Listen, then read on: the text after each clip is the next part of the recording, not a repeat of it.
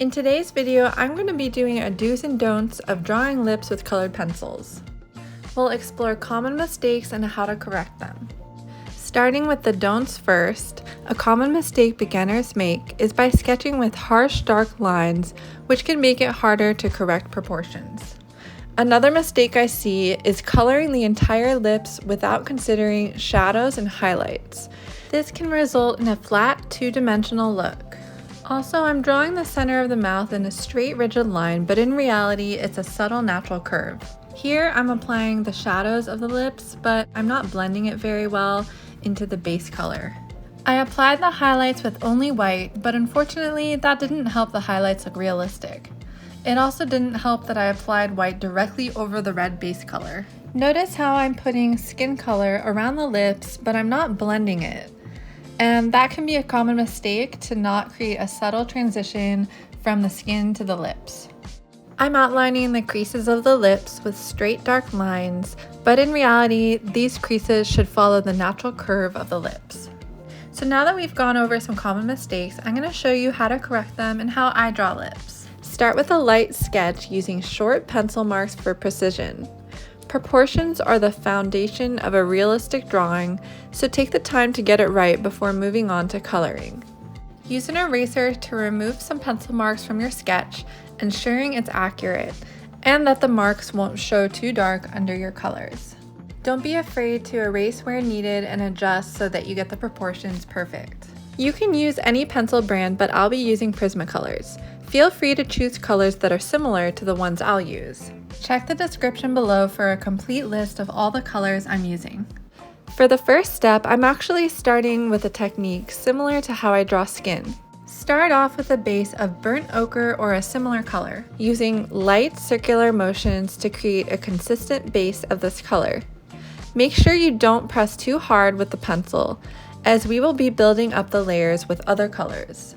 With this first layer, I like to build up the color a little more where the shadows are going to be, so as you can see, that's why I'm darkening certain parts of it more than others.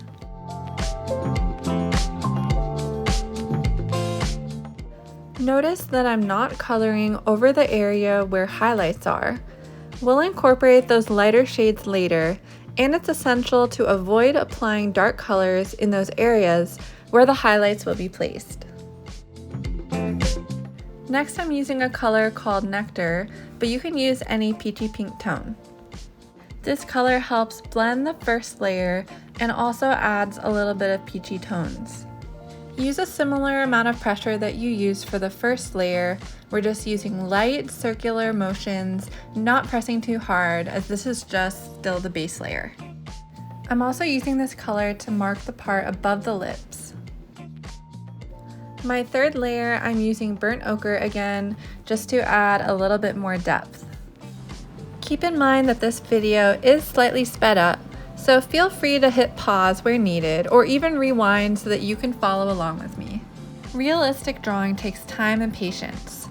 If you feel frustrated, take breaks to avoid burnout. Stepping back gives your mind a rest and helps you see your work with fresh eyes. These breaks can bring clarity and insights, allowing you to reassess and improve your drawing. Now that we have a good base layer, I'm going to start to introduce a couple new colors, focusing on building up the shadows of the lips. I'm specifically using terracotta and henna, but you can use similar colors. And then I'm going to use my nectar tone or any other peachy tone to create a subtle transition to your base. For the top lip, notice that I didn't bring the new darker color all the way to the top of the lip. I left a little bit of the lighter color in between where the skin will be. This way we can blend the lips to the skin more easily instead of an abrupt line. And for the lower lip, I actually did darken the bottom edge of the lip because it's usually larger than the top lip and has a shadow there.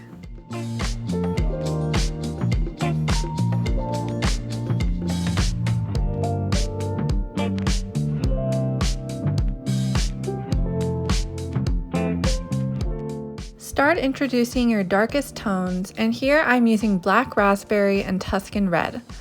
Mark the darkest parts of the center of the lips slowly and in stages, blending with the skin tones, which gives you control over the intensity and avoids harsh contrasts.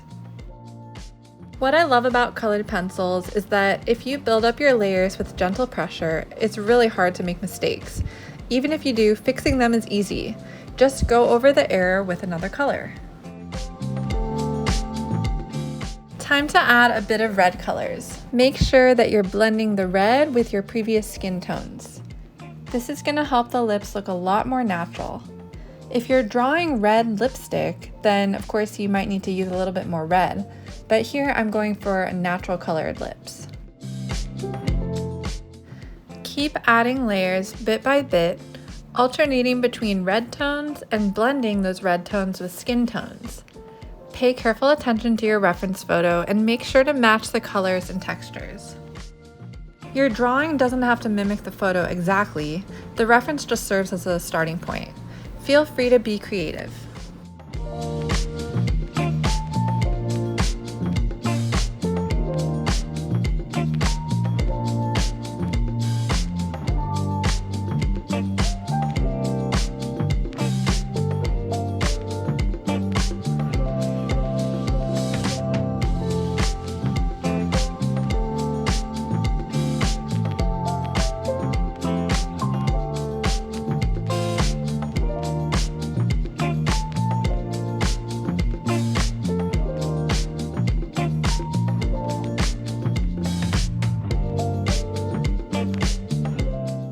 Start building upon the upper lip area a little more using skin layering method.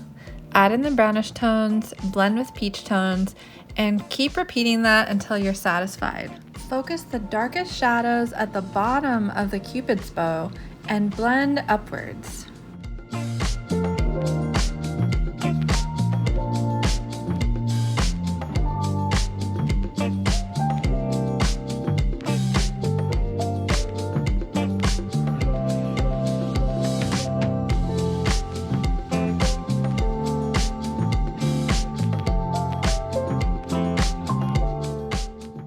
You might not see it immediately, but with practice, you'll keep improving. I had to practice a lot and develop my own drawing method to grasp layering and realism. And even now, I'm still always learning new drawing techniques because I make mistakes. Learning and getting better isn't always a straight path. It involves taking risks, trying new things, and stepping out of your comfort zone, which might lead to some setbacks and failure. But that's all part of the process. We can look at mistakes as valuable lessons rather than setbacks. This way of thinking can help us learn from our mistakes and refine our skills further.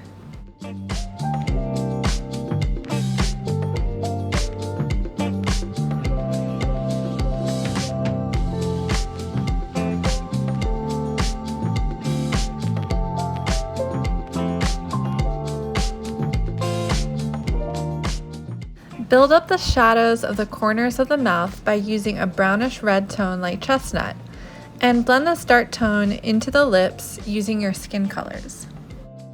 There's a very subtle highlight right below the center of the mouth that I'm placing with light peach. That subtle detail can really create a dynamic effect on your drawing. With a peach color, I'm very lightly applying pressure to start building up the highlights. Because we created a great base layer and left these areas alone, it's easy to now go over the lips to add subtle highlights.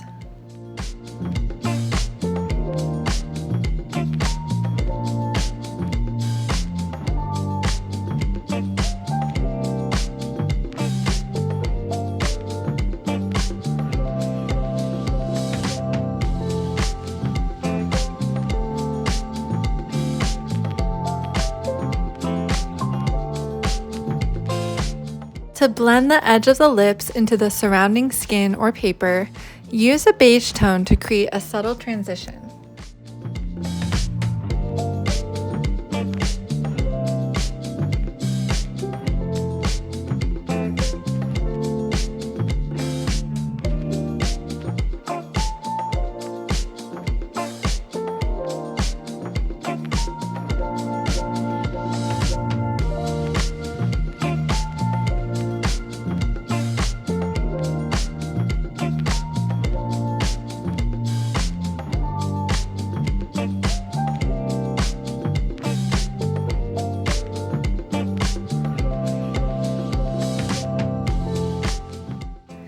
Now I'm going to draw the creases of the lips.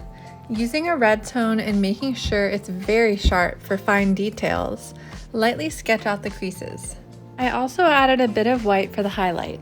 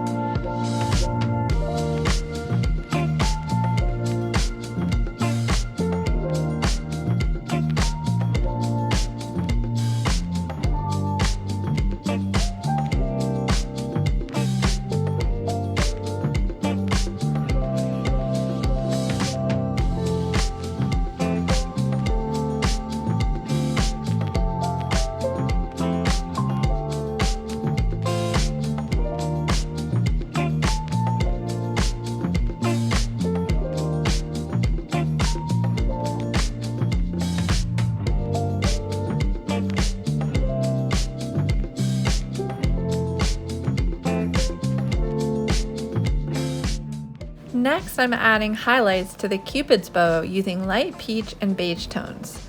Slowly build up these tones and blend them into the skin layer that we already placed.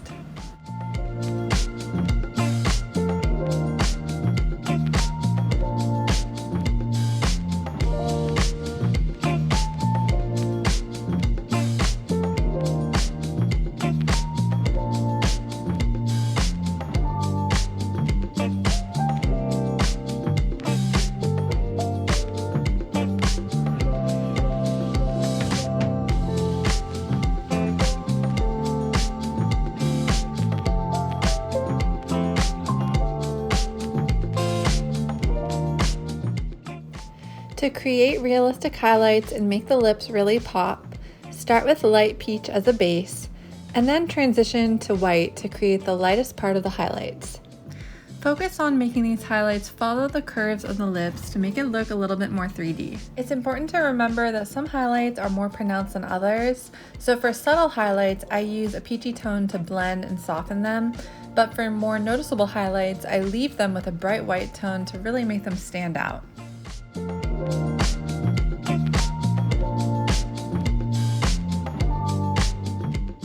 I also want to add that drawing realistically, it takes a lot of patience.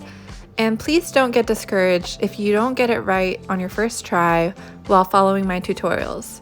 Keep at it and try to figure out where you went wrong. Feel free to skip or modify steps and make it your own. Create your own style. I'm still learning drawing techniques myself, but I hope by sharing my own process and what I've learned that I can help you out a little bit as well.